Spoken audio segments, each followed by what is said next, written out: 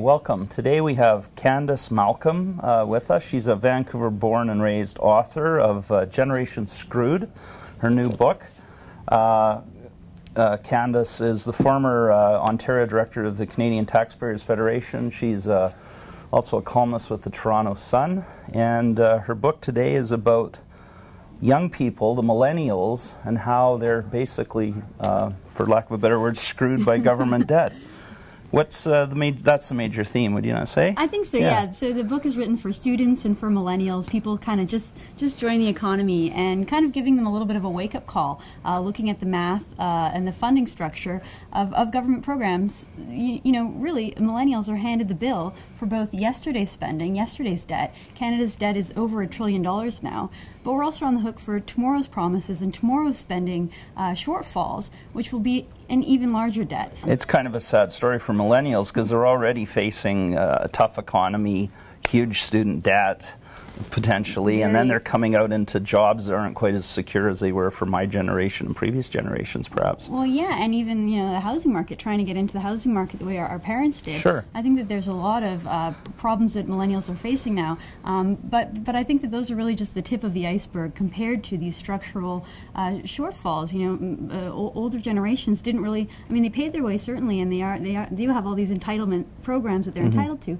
but they've also left significant shortfalls, which when you look at current debt, you know, not just the fact that we'll have to pay that back, but the fact that we pay interest on it. Interest across Canadian governments is over $60 billion now. I'm one of the evil people, I guess. Not evil, just, you know. So I'm heading towards retirement.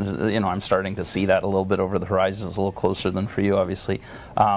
You know, I'll get letters all the time from people going, when you start talking about this, and they'll say, yeah, but I pay taxes all these years. I deserve these things. Is there something to that? Well, I think that there is something to it, and, you know, they did pay into the system. The problem is that they were paying for bad promises. They were buying into politicians that oversold their ability to pay for people, and frankly, they didn't really pay their way, because if they did, we wouldn't be looking at a $1.2 trillion debt bill. The governments finance their programs through borrowing, through debt. We pay interest on that debt, and eventually we'll have to pay it off. Ideologically, I know you probably aren't that keen on greater taxation, though. So, no. How do you adjust?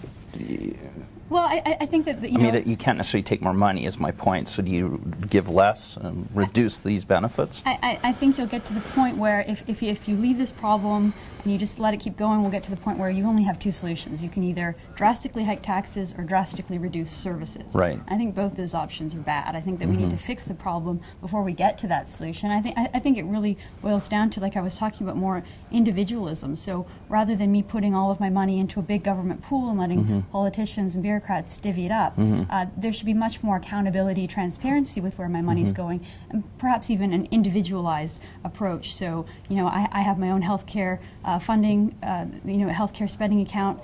It may be managed by the government, but I can see it. I can see where my money's going. I know it's there for me, as opposed to it just going into a big government coffer and sort of losing track of it.